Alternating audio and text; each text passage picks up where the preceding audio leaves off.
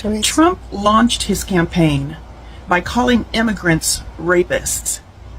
That was a message to a subset of white voters. It was a dog whistle.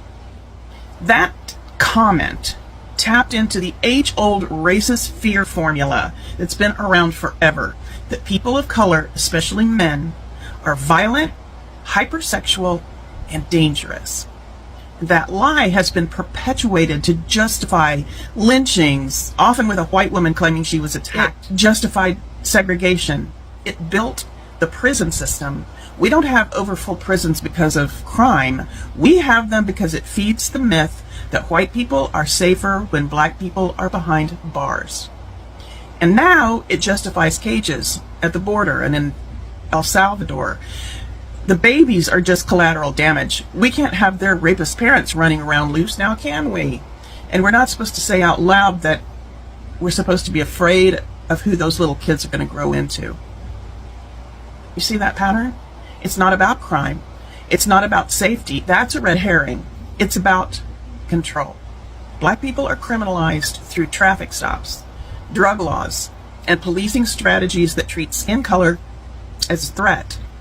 And racial profiling is a valid way to identify suspects. Immigrants are criminalized with border walls, ICE raids, and detention centers that punish people for seeking sanctuary. If this were about keeping us safe, how would all of those people be the same color? And wouldn't they all have some sort of criminal record? It's not about safety. It's about racism. And when either group, immigrants, or black people, speaks up through protests or lawsuits, just tells the truth, they're labeled dangerous. They're treated like terrorists. But the real terrorists are working for the man, the establishment, as we used to say. They're working for the President of the United States. The system Trump is playing into was never designed to give rights to black and brown people. There has never been any intention to make that happen. He has never hinted at it, as his predecessors always did.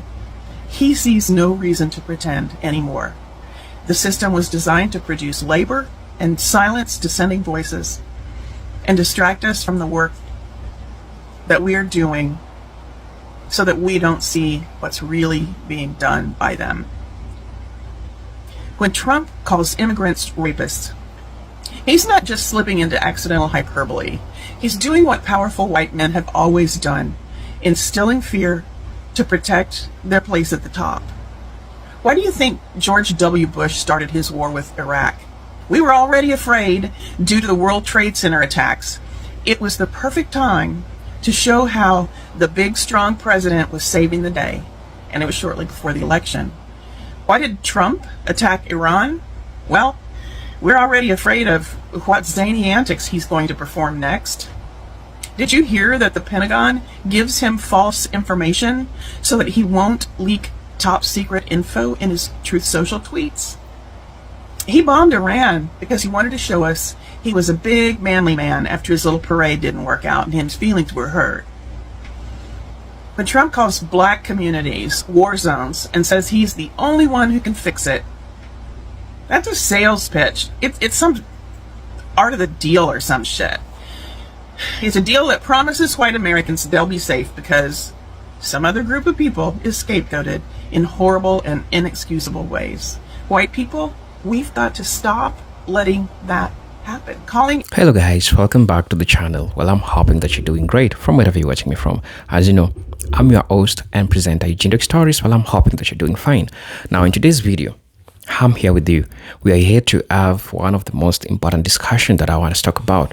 That is the historical construction of black criminality. Probably you've seen the behaviors of Karen.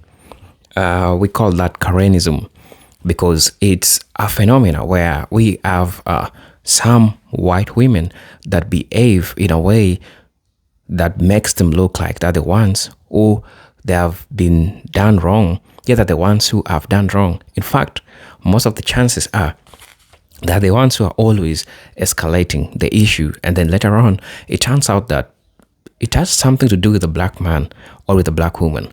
And so this has led to a lot of black people going behind the bars, because when a police comes, a white police comes and finds out that there's something going on between a black man and a white woman, definitely by default, a black man is in the wrong place, or a black man is the one who is at fault.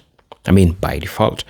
So this leads us to have this discussion why we see some white people say that they feel safer when they see black people behind the bars. And this is the truth. This is something that has been happening. Tell me what you think about this discussion. Is it really constructive? Do you have a person, or do you have a family member, or do you have a friend that is behind bars right now because somebody decided to use their white privilege to make you look like the one who did a mistake, right? So I really find this topic really important, because we are having a lot of black people that are behind the bars for not doing the wrong thing, but because of a phenomena called Koreanism. We have these Karens that sometimes behave in a way, and then they deflect and act victim. They becomes the victim automatically, right? So I feel like this is an important discussion that we need to, talk about, right? The illusion of safety through black incarceration. Some white people feel safer when black folks are incarcerated, and I feel like this is a discussion that we need to have. It's really, really important. So let's watch the video. As you know, I'll be back, and then we'll be having this great discussion. Really tell me what to think about this video. If you're watching us for the first time, kindly, I'll ask you to subscribe to the channel, join our membership, and really get so we can offer you. But until then, let's watch the video. I'll be back with my constructive, criticism in regards to what some white people think about this, because I feel like it is really myopic to feel safe when a person of a different color is behind bars. I mean, that's systemic racism to begin with. So let's watch the video. I'll be back. Immigrants, rapists is not just exaggeration or Trump being Trump. It's strategy, and it's time to stop pretending we don't see through it. The immigration crisis is about racism. Political racism is about controlling all of us. Political racism guides and feeds cultural racism, and this culture is full of people who refuse to look any closer than, well, they won't look. I post this stuff in hopes of reaching someone who will join the resistance in their community. White people, these things are not happening to us yet, and that's an important reason for us to speak up. Let the powers that be know that you see what they're doing. Let your neighbors know you're on their side. Get curious. What's happening in this country with deportation is just another prime example of how America is an absolutely racist country, specifically against black and brown people. I mean, if you really can sit there and say that America is not a racist country, you obviously live with your eyes closed, your ears blocked, and just ignorance is bliss. Because what's happening right now with the deportations is 1,000% racial profiling. If you are brown, if you look Hispanic, God forbid you speak Spanish, God forbid all of the above, you're probably going to be approached, detained, have your window broken by ICE, thrown to the ground, put in deplorable conditions. It's sickening. And Trump has just made it okay to be out and proud about racism, and it's despicable.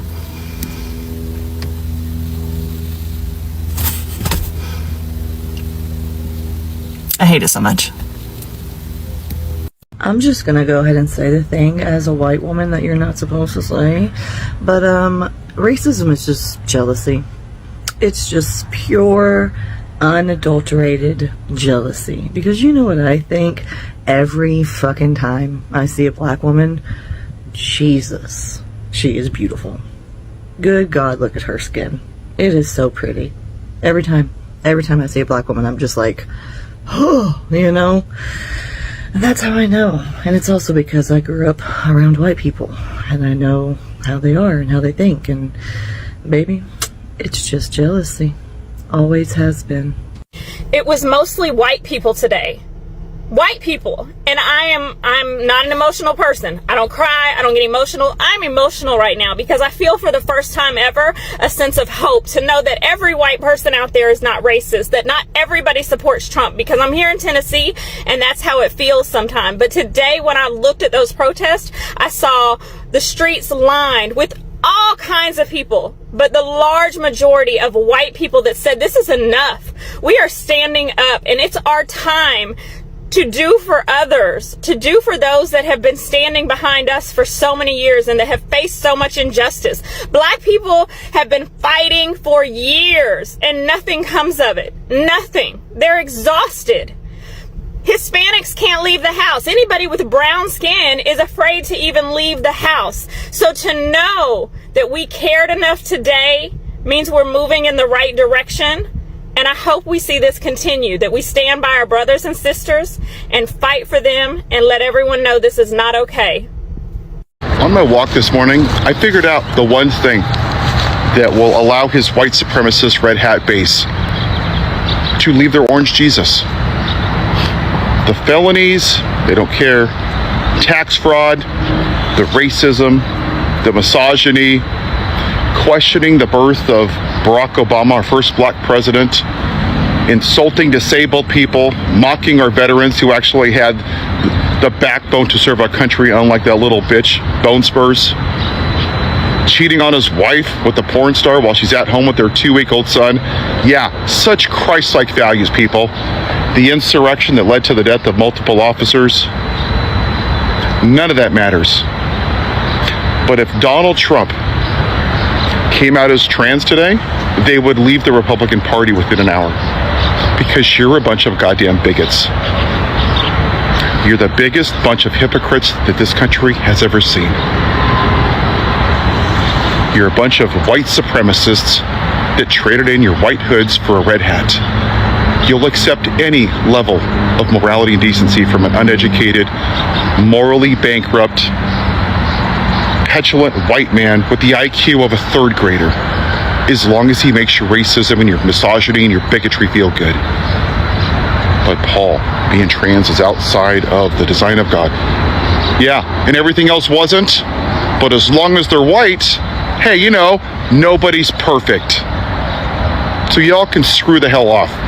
You're a bunch of damn bigots. White people would rather lose democracy than give black and brown people access to it. And the way that America is responding to the ICE protests and the Palestinian protests just proves this. Who the state tries to protect and who it tells you is a threat shows you who it was built for. You notice the military was never called in for January 6th, but somehow they're called in for the ICE protests. 2, white people always confuse control with safety. And this is because whiteness believes in a power hierarchy. And this power hierarchy represents a spectrum of color, with white males at the top and everyone else in descending order. Any perceived threat to the control of white males is met with an incredibly exaggerated and emotional response, while real threats to the physical safety of black and brown bodies are considered irrelevant and minimized. And any attempt by the press or others to highlight this threat is squashed. Which leads us to number 3, and what this country was built on, which is white grievance politics is happy to burn down the whole house. From blocking voting rights bills to militarized crackdowns, a huge percentage of white Americans are willing to shrink democracy itself rather than share it and care for all the citizens. Democracy isn't a privilege reserved for a few. It's a promise that must be defended for everyone. When we fight for immigrant justice, racial equality, the right to the LGBTQIA community, and environmental justice, we don't just expand democracy, we safeguard it. Because if we don't fight for democracy and justice for all, we risk losing it entirely. I hope this helps. This one's for the Southern men.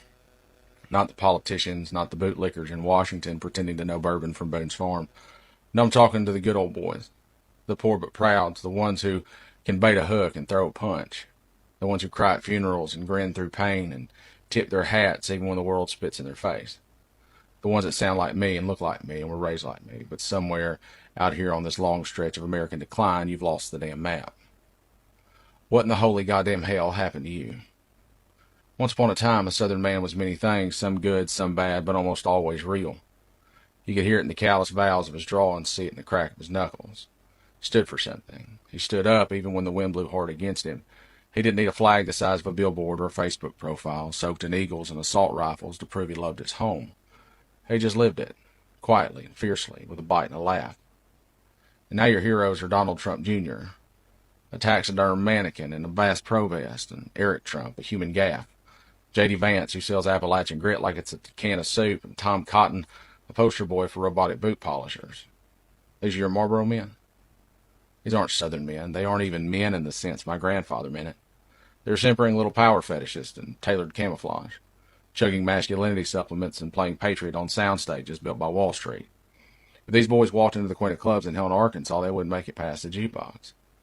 My granddaddy would have squinted at them, growled, and then beat the ever-living dog shit out of them just out of instinct. He bar fought like it was a second job, and not because he was proud of it necessarily, he actually rarely spoke of it, but because where we come from, there's a language older than words. And sometimes in a world full of liars and leeches, a fist is just shorthand for don't tread on me. He didn't fight for ego. He fought to defend the sacred ground between the front porch and the bar stool. And if you walked in greasy, smug, and full of yourself, the kind of man who'd lie to the waitress and kick a dog, he made sure you left different than you arrived. Donald Trump is just a New York greaseball with hands softer than an overripe peach and a mouth that runs like it's late to a poker game. His sons are worse. Soulless little guys dipped in deer piss and bravado. Junior, with his desperate little beard and his safari outfit, looks like a guy who tries to start fights at Little League games and calls security if it gets sideways. Eric, God bless him, is the kind of guy you'd hand a hammer and spend the next hour and a half watching him try to unscrew a nail. They're not men. They're just hair-gelled cartoons playing lumberjack. They don't work. They don't serve, they don't sacrifice, they don't build or fix or do a goddamn thing but inherit money and lie about it. And yet somehow these are the new standard by which manhood is measured. My God, how far we've fallen. They exhibit nothing, not one thing that we were raised to believe makes a man. Not courage, not humility, not grit, not loyalty, not strength of heart or spine or word. They sweat when it's humid, they pout when it's hard, and they run when it's dangerous. They wouldn't last 5 minutes under a tractor. They wouldn't know how to change their own oil. But don't get me wrong, I'm not saying violence is a virtue or that bar fights make a man. I don't think manhood is some holy grail to be earned through broken noses. That's cheap thinking. That's the kind of thinking they sell now. Packaged rage, televised chest beating, a bunch of cosplay cowboys co-signing each other's insecurities on cable news. Manliness isn't in your fist or your flag decals, it's in the quiet things, the hard things, the true things. And these boys you worship now wouldn't last 5 minutes in the world you walk through daily. The part that turns my stomach is this. A Southern man, a real one, wouldn't stand for how these clowns behave in public, not toward his wife, not toward his daughters, not toward his children or anyone else's for that matter. He damn sure wouldn't let some orange-tinted loudmouth mock a disabled person or insult a widow, brag about assault or spit bile at working folks just trying to get by. His mother would have slapped his mouth clean off for half the things these men say, and his grandmother wouldn't even have wasted her breath. We were raised by steel and iron women in church dresses who carried casseroles in one hand and consequences in the other, and now you fly flags with a man's name on them. You worship him like a savior, and you can say you voted for the lesser of two evils if you want, maybe you did, but when you defend him, when you excuse him, when you wave his banner like it's a Stars and Stripes Reborn, you're not just complicit, you've already sold your soul. And I don't pretend to have the definition of manhood carved in stone. In fact, I think most definitions are too brittle and break under real pressure. But I do know what it's not. It's not inherited money and gold-plated toilets. It's not screaming on a stage while other people fight your wars and pay your debts. It's not throwing tantrums on television and calling it truth. No. A man is what he does when the storms come. A man is how he treats people who can't do a damn thing for him. A man is what he says when no one is looking, and how he loves when no one else understands. And these slick-haired frauds wouldn't recognize that man if he offered to help them jumpstart their helicopter. We're the truth tellers. The ones who called out bullshit even when it came from their own side. The ones who didn't kneel to power or party. The ones who didn't want a king, but dared to be goddamn citizens. We have never been perfect down here. God knows the South has blood in its roots and ghosts in its halls, but at least we did have some kind of honor. Raw and flawed, but ours. But now we have cowards playing cowboy and wrapping themselves in Dixie nostalgia while licking the boots of northern con men. You told my grandfather that one day Southern men would kneel. Kneel, God help us, before Yankees with gold toilets and fake tans. He'd have thought you were drunk or possessed by the devil. But here we are. Many once stared down hard times, now waiting in line to be knighted by a game show host. You've made a liar of my grandfather. He told me we don't bend, we don't cower. We speak truth even when it's costly, that you measure a man not by the flags on his truck, but by the weight of his word. We stand on dirt, not marble. That a Southern man for his sins never kisses the ring. And now I see you cheer for the ringmaster and beg to be shackled to him. So let me tell you this. From one of your own, from someone who still walks the same black dirt and still sings the old songs, stand up. Stop kneeling for fools. Stop praising cowards. Reclaim whatever dignity that once defined you. Not through cruelty and not through guns or flags or chants, but through truth and courage. Through the goddamn backbone that built barns and fought wars and buried family. You used to be better than this. Hell, we used to be better than this. Don't let it die with you. We're Southerners. We're unfit for crowns. We're too proud to bow and too tough to follow weak men with gold names and borrowed backbones. Let the South be known for its integrity and dignity. Let it remember what we claim to be and not what the world thinks we are. We've proven them right so goddamn often, I'm not sure we know how to prove them wrong. But for the love of God and biscuits, let's try. Define still death. No, seriously, lovely. Hello guys, welcome back to the channel. Well, I'm hoping that you're doing super great from wherever you're watching me from. As you know, I'm your host and presenter, Eugene Tech Stories. So let's have a discussion about this. You've seen this white woman come out and talk about how white people deflect. They deflect from the truth, and again, they'll put you to be the person who is at fault. And by default, when you are found having a case or having altercation with a white woman, definitely you're the one who is at fault. So let's talk about the illusion of safety through black incarceration.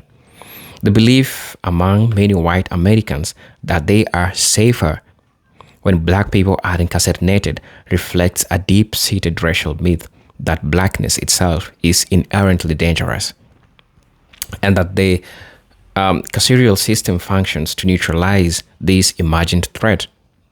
This belief is not grounded in objective crime data, public health outcomes, or justice-based principles. Instead, it arises from centuries of racial conditioning in which black bodies are criminalized regardless of individual behavior. In effect, the incarceration of black people serves as psychological reassurance for white anxieties than as a response to actual public safety needs. So you understand that this is something that happens because to them, since they are conditioned, and I think the society is conditioned, especially the white America, they are conditioned. Anytime you see a black person, especially black men, with a white woman having an altercation, then by default, the person who should be behind the bars is a black person. And I think you've seen these videos going viral out there because these are things that have been happening for the longest time if we trying to discuss about these issues. So I really find it problematic to believe or to just imagine that there is a society that feels right when another group of people are behind bars. I'm also going to be talking about historical construction of black criminality, and I think this is the central topic of the issue that I want to talk about.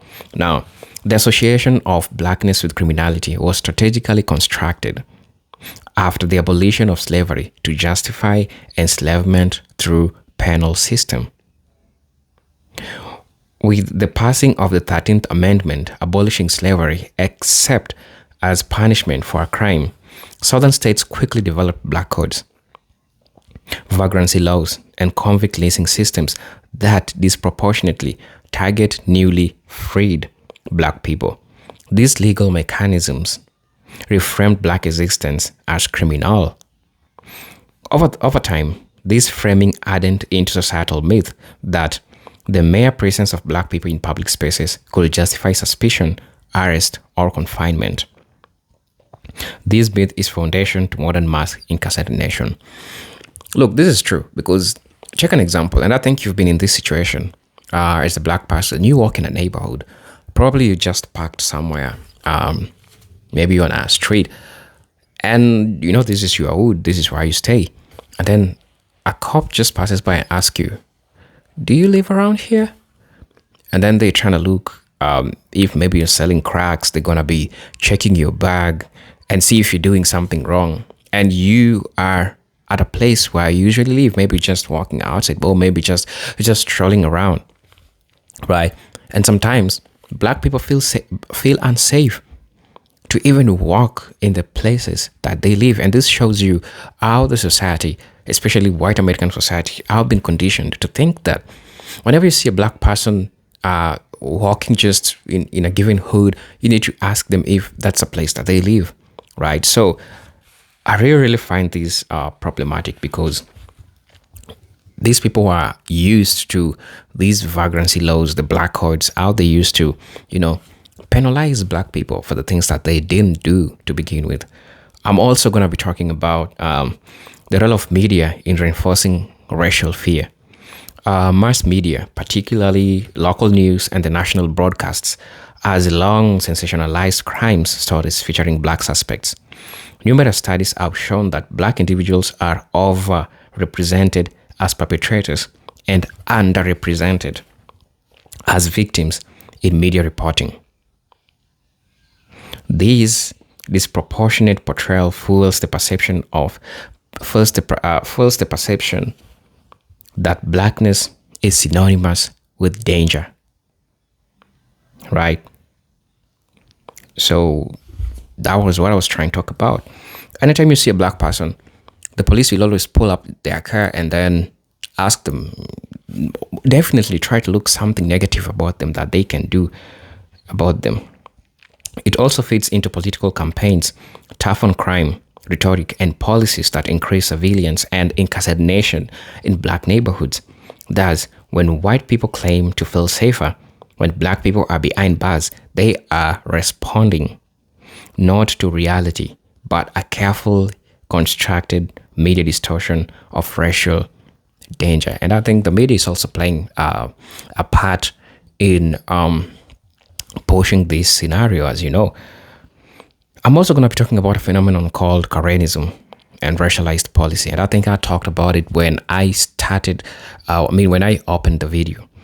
The phenomena of so-called Karens calling the police on black people engaged in normal non-crime behavior, jogging, barbecuing, or sitting in Starbucks, exemplifies how deeply embedded this racial paranoia is. These 911 calls are not about safety. They're about reasserting social control over public space. They demonstrate how white individuals often use law enforcement to enforce racial boundaries. When black people are arrested or harassed due to these false calls, it reaffirms the notion that incarceration is natural consequences of black visibility. Right? Even when no laws are broken, the carceral state becomes a tool of everyday white comfort. It happens. I'm also going to be talking about the cost to black lives and communities. What's the cost of this to the black lives and the black community and its entirety? Let's talk about it. The consequences of these racial myths is catastrophic, and it's true because this affects black individuals, families, and the entire community. Black Americans, despite being roughly 13% of the population, which make up nearly 40% of the US prison population, children growing up without parents, Neighborhoods are, destabilized, and poverty is intensified. Employment opportunities, of course, voting rights and housing access are stripped away, and yet none of these overpolicing leads to significant reductions in crime. In fact, scholars have shown that mass incarceration often exhibits cycles of violence, trauma, and economic dislocation. The white sense of safety comes at a devastating cost to black lives. This is something that has been happening, and we need to call it out. Because remember, when a white person says that you've done something and you've been put behind bars even for doing nothing, it means that this is going to be affecting even your job. In the near future, when you're going to be looking for a job, you won't be getting a job because they're going to be looking and asking you, do you have any criminal record that you've had before? And so this means that innocently, you can't defend yourself because your name was already written, it's in the system. So tell me how you're going to be getting yourself and getting a job when already your name has been tarnished, right? Let's talk about the myth of dangerous black male. Particularly harmful stereotype that underlines this white perception is the idea of the dangerous black male, a figure who is imagined as hypersexual, violent, and unpredictable. This trope has roots in slavery era fears, lynching campaigns, and segregationist propaganda. Even today, it influences everything from jury decisions to traffic stops to the justification of police shootings. When white people claim that black men need to be incarcerated to ensure safety, they are unconsciously affirming this mythical construction, not engaging with real data or lived experience of crime and safety. And it's crazy. The black community, especially the black man, is usually hypersexualized through the mainstream media, through the movies that we see, and all these things that happen. All those, movie shows. Tyler Perry is one good example. Although sometimes it shows the good side of the black community, but I feel most of the times, this is just how I feel, honestly. In as much as it represents the grievances of black people and promoting the black content, but I feel like sometimes the roles that they give black people, sometimes it's hypersexualized. That's just my opinion, and it's an observation. But I thank shows like Tyler Perry for showing the other side of the black community as much as this is concerned.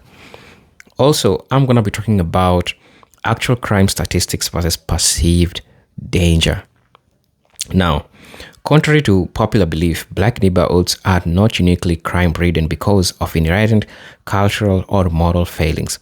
Rather, crime in these areas correlates with systemic disinvestment, poverty, unemployment, poor education, infrastructure, and overpolicing.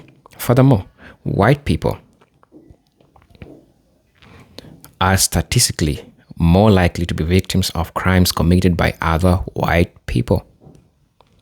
A fact rarely acknowledged. The belief that locking up black people makes America safer is not only false, it redirects resources from addressing the actual cause of violence and crime in all communities, regardless of race. Also, I want to know what you feel about all this, because I feel like it's really important for us to always have these discussions, one day at a time, as we get to learn the psychology of not all white people, but psychology of white people. So really, I'm your host and presenter, Eugene Stories. For those who are watching me for the first time, I'll say thank you and welcome to the channel. Feel free to join my membership. Subscribe to the channel, support the channel by subscribing, joining the membership.